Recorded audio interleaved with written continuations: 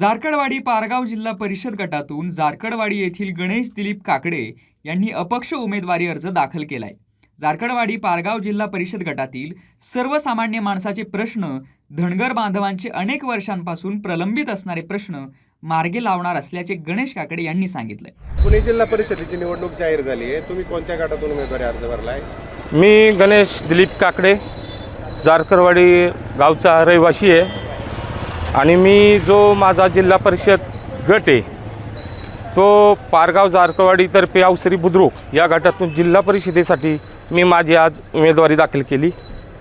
मी माझी उमेदवारी याच्यासाठी दाखल केली की आज ह्या ज्या पारगाव जारकड़वाडी बुद्रुक अवसरी बुद्रुक तर्फे जो जिल्हा परिषदेचा गट आहे इथं आमचा धनगर बहुल समाज हा खूप मोठा आहे, परंतु वेळोवेळी आमच्या धनगर समाजाला डावललं जातं।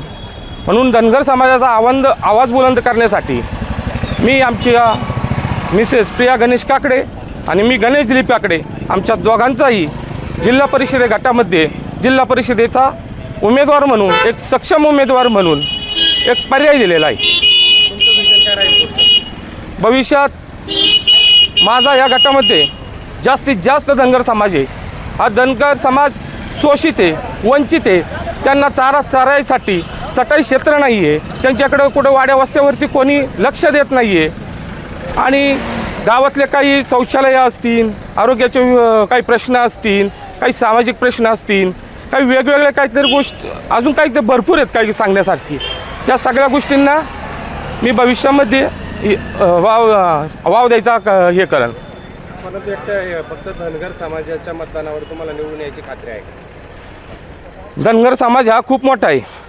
आज जर बघितलं तर धनगर समाज 20 ते 25% या गटामध्ये आहे।